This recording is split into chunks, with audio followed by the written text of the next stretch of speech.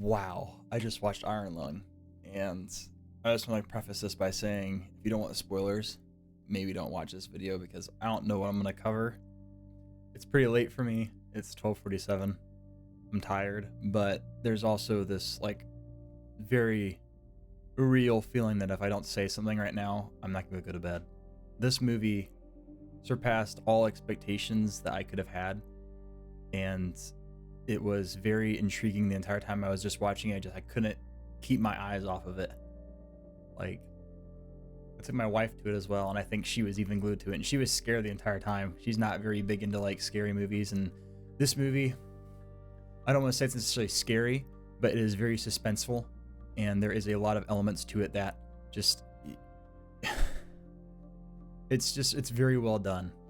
Like, for a movie from a YouTuber, this is just, he's put in a lot of work. Markiplier put in so much work, so much effort. The crew that he had with him, they did a phenomenal job, and they even had Troy Breaker, which is really awesome, do some voice lines there, or a character in there.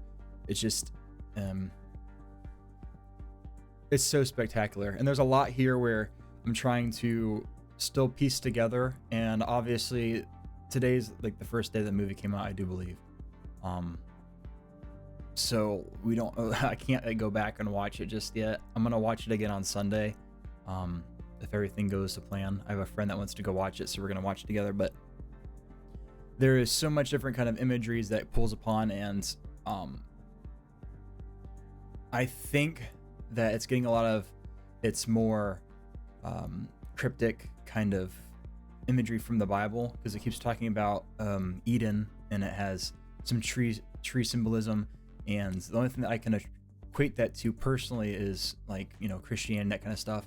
And they keep talking about something like a silent rapture. So there's like a lot of these symbolic meanings that you can kind of pull from there. But then they also have the whole idea of this the blood monster thing. It's like a deity in itself, if I'm understanding this correctly. So obviously the silent rapture, something happened there where people were taken away, and there's not a lot left for hope in humanity. I forget the name of the place. It's like, I want to say, it's not it starts with a T, I do believe, but apparently Mark's character Simon was set up, framed, or he was a part. I think he was a part of this, but I think there's a lot of other people involved. He's known as Simon the Butcher, I guess. So obviously he was a criminal in the movie. He is a criminal. He is sentenced to go and explore the depths of the Blood Moon to pay penance for his crimes. And that's how he finds himself in this situation.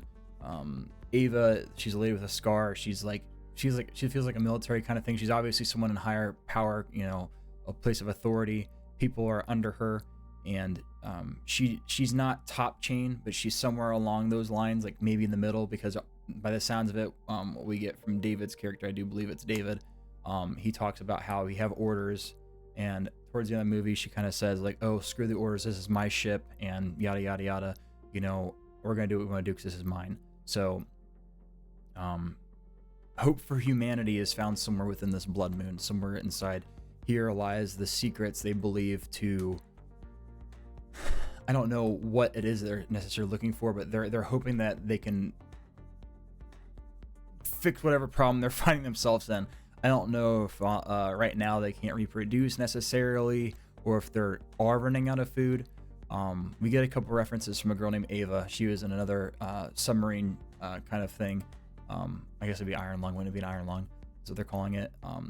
There was one that was there, and she, from what I understand, got in tune with the god deity being inside the blood moon, ocean waters, the fish thing, whatever you want to call it, that eldritch horror. At some point she ended up, like, I believe, being able to hear him or get the secrets to what is there in the ocean itself. And we do kind of find that through this blood they are able to synthesize food, and they're able to do a couple other things that might solve some of the problems that humanity is facing. And we follow along, once again, Simon, Markiplier's character, as he kind of tries to figure out what it is. He has the map, as you have in the game as well. We have to go to these different landmarks and try to find out what's down here, what they're looking for, anything that might be able to give them a glimpse of like scientific research. And my wife, she goes, oh, they went down there, and then Mark's like, oh, I'm gonna come back up. Simon goes, oh, I'm gonna come back up, because something attacked the ship. They gotta check it over for damages. And I do want to apologize. I want to call it Simon. I want to call him Simon in this. He comes back up and she's like, wow, I thought the movie, that's too easy. That's crazy. Like, nothing really happened. She goes, that was a quick thing. And she didn't say that until after the movie. And I'm like, you thought the movie's gonna end there? It was like the first 30 minutes or something like that. She didn't know how long the movie was, but I was like, that would be a very short movie. She goes, yeah. She goes, that would be too easy, wouldn't it? She goes, I was already scared enough as it is. And went back down there and had to go find some more. And it's really interesting how he's able to create such a lot is given to you out of, like, I don't want to say nothing, but like it is a very slow burn, but like everything feels calculated, everything feels proper, everything feels like it is playing into the greater scene. The score for the movie is just so atmospheric. I was never once taken out of it, I will say that. There was a couple moments where it gets a little trippy, but that's not usually that's towards the later half of the movie, where it's like, okay, I'm trying to figure out what's going on. And that's what I really like about this movie is I feel like you were given definitely enough to piece together a little bit like how things are supposed to go, but it does require some thinking.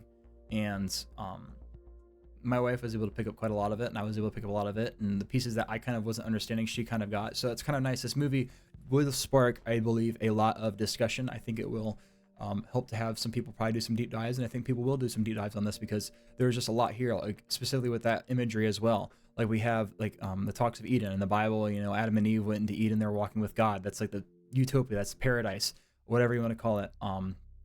But then they had the fruit of knowledge, good of evil. They took of that, and they got kicked out of Eden. And that's kind of what we're getting here. Is there was this Eden that they were a part of, and they got kicked out, and then the silent rapture happened. And between that, there's just this dystopia that they're stuck with. And they talk about this other tree, which I don't know if it's like the tree of life kind of imagery or whatever, but obviously there is some life to be had because trees, shocker, they are a living thing that can take, the bad things in the air, the pollutants, and they can purify it. And, whether it grows food or whatever it is, it's just that source of life. And David's character, he was a part of something that ended up causing the destruction of the tree. And even though he says that wasn't supposed to happen, it did happen, and he got blamed for it. So we kind of got this idea that this last pillar of humanity, this last tower that they had, ended up getting taken away, ended up going away. And he's blamed for that. But it really sounds like whatever this was a major, like, cataclysmic shift into their society. And that's why they're trying to push so heavily into exploring this blood moon. But also, we understand throughout the movie, because like I said, we find another iron lung down there, that this is not the first exploration that they've done, and there is a lot of mystery to be beheld there. And it's a shame because Ava doesn't tell us everything. The lady who's in charge of this expedition, where she sends Simon down, doesn't give us what we need to know. And I understand that, because it's kind of like, if you think of like SCP, it's kind of like that relationship where it's like, oh, you only need to know what you need to know, and you don't really need to know a whole lot. You're just gonna go down there and do this, and you're just cannon fodder. And that's how Simon's treated. And it's interesting how they have so close a piece of a puzzle, but we are so out of the loop that we don't even understand, like, what do these discoveries actually gain us? What do we actually obtain through what Simon learns as he goes and explores and does what he's doing? And the whole thing with the blood scene, there's this talk where it's kind of like, Simon gives up and he's like, I just want to live. And she's like, would you give everything in order to live?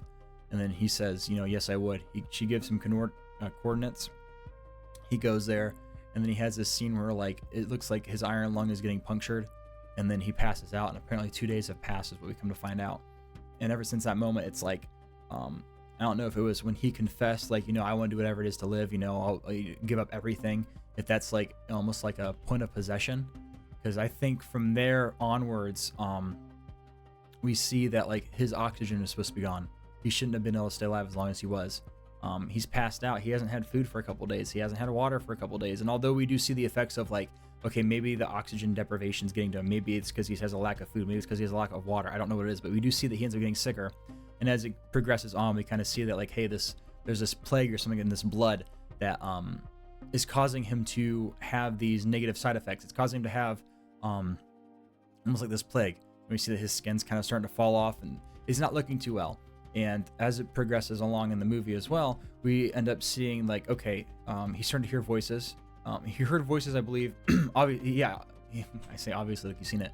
And if you have seen it, hopefully you have, because we're kind of like deep in the weeds now. And I'd love to know more of your thoughts too, because I don't understand everything. And since it's not like on demand or whatever, and this is brand new, we're kind of like the first people to kind of get into this. So it's like, I just need to know like what everyone else is thinking. But he ends up hearing her voice. He ends up getting like the hallucinations, but at the same time, these hallucinations are rooted in reality. And it's actually guided him a couple of times, like, go to your left, go look over here. It's right behind you. When he ends up trying to look for the ship the second time, it's right here. He hears voices that are rooted in his reality that ends up pointing him closer to the truths that he is seeking, or, nudging him forward to. Kind of like if we were playing a game, this would be the hint that you kind of would get, like, oh, go over here or look over here. Like it's this extra like divine intervention that, and it feels natural too, and it guides us in the direction to further the plot. But it feels like it's proper because we're in a world where we're losing our mind. There's a deity out there, this eldritch abomination that is like more powerful than anyone else could ever know, and it's so wrapped up in mystery. And throughout it all, when we end up getting these puzzle pieces, you are still, I was fully engaged the entire time. Like I was never taken out. And I think it goes a long ways, like being able to do that, especially since this is not like, this isn't a game. This isn't a anime, or it's not a cartoon. This is like a real life movie. And it's like master class in storytelling. Like I don't even know like how to describe just how good this is. And I'm not just glazing it because, oh, it's Markiplier and, yada, yada, yada. Like, I want to show love. I am so proud of the move that he has done and made. Yes. But like from a rational point of view, like for looking at this from a critique standpoint, like it was just solid. And I do see some reviews, people saying, oh, it's kind of, it's a slow burn. It is a slow burn, I suppose. If you're coming into this scene, you're gonna get a lot of action, or you're looking for something that you gotta set your expectations for what it is. This is not a slasher. This is not like a stereotypical horror where you're gonna be chased around by something like a chainsaw building man. No, you're inside of a submarine, and there are things happening to you that are out of your control and that are bigger than you ever will be. And I was a part of me was thinking, like, I wonder when the ship's gonna start breaking down. I wonder if they're actually gonna do that, because it's a little bit hard to implement. It's a little bit hard to actually incorporate that to a real life kind of thing. And when that started actually breaking down, I was like, oh shoot, we are actually getting this. And when the blood started pouring in, I was like, that's where the blood is that he kept saying. There's a lot of blood in this movie. And it feels so good. And I also believe that when he passed out and that whole thing happened with that scene, we kept seeing that man appear. And my wife was like, I don't even know where he was or how that happened or if he was real. She was so confused. And I was like, I think that thing's made out of blood. I think that's like a blood creation. And since she said that they can synthesize food from it, I would imagine that if you're able to like make food and make other objects and things, why couldn't you make another person's interacting in the ship? And that would also explain why he's able to disappear and why he's able to get in. Because if there's blood dripping inside the ship, or the condensation lines are able to pour through and that's coming in there, that means there's an access point for this deity to interact inside the ship. You're not self-contained. You are still exposed, whether it's a straight stream and pour inside of it or it's a little trickle. I mean, if you're a deity being, any entryway is going to allow it to manipulate it however it deems and sees fit, because obviously this thing is more powerful. So I think that's how we were able to have the guy appear and disappear seamlessly, flawlessly.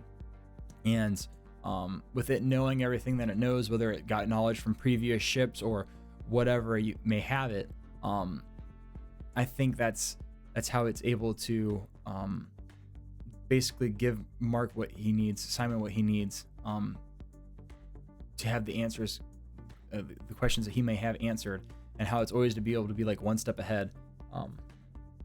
And I don't know, it's just a really interesting movie. I hope I'm not rambling too much. There's so many different thoughts that I have. It's late, I'm tired, but I just have to get this out there that this movie is fantastic. And if you have, some free time to go watch it, it's playing in your theaters near you, which thank God for this community he has. Like, it's so beautiful. Like a independent film or a small film, like there are movie stars out there that have millions and millions and millions that don't even have their movies, blasted on all the big screens as well because they're doing some small little indie stunt. It's only showing in like 50 theaters. Meanwhile, he makes something and his community is so strong that they're able to get it in all these theaters. And it's just like, I love it. It's just so beautiful to see. And I think it deserves it. I think it does. I think if he was ever to have a big break, this should be, just the next step in his career. And I totally would look forward to more projects from him. Everything that he makes, there's a lot of love and passion behind it. You can't say that he's a lazy man when it comes to his projects. And this is no exception. It's really not. And the complexity of this is just, it's vast. It's a lot. And there's not like a lot of source material here that we can kind of glean off of. It's just a lot of speculation from what the movie gives us. And the ending where he ends up touching the blood on the side of the ship and his hand fuses with it, I think that also kind of plays into why I think he got maybe possessed during the when he went to the coordinates and the great light came and there's a slow motion bit. I think that is when he really just like, it was game over for him technically, because as soon as he touched it, his body fused with it and his arms ripping off. So obviously it's like he's like a plant matter. I don't know. And also I do want to say there was a line where it said that bodies are the soil. So if bodies are the soil, I wonder if like when that happened, like seeds got planted in them, and maybe the blood being life was able to in turn attach itself to the soil, which is the man, and something with that. I feel like there's something more that could be developed with that, because that line was thrown in there and then we kind of get this, and it's just like, it's so neat. And whether it's intentional or not, which I feel like it almost would have to be a little bit, it's just brilliant. I love it. So yeah, the ending can be a little bit confusing though, for sure. I'm still trying to fully understand what the heck it was all about, but I think once again, like, the pieces are there. I think it does make sense. I didn't really walk away feeling like, oh, what the hell did I just, like, what just happened? I kind of walked away with like, I need to think about this more, but I think I have everything I need. And even my wife, after we ended up talking about it, she's like, I don't know what happened. And we kind of brainstormed on the drive back home over the 30 minutes we had back for the drive. By the time we got back here, she's like, I think I understand. And it was really good. And it doesn't help that we were tired. I think that's the biggest hindrance to us, is that we were getting sleepy. So yeah, did good, happy. It was good to see Chica and Henry and Amy at the end. And yeah, just, it's a good movie. So yeah, let me know your thoughts in the comments if you have anything for me discuss here. I'd like to discuss. Maybe I missed something, but yeah, just, it was good. So yeah, I guess that'll be it. Until next time, bye.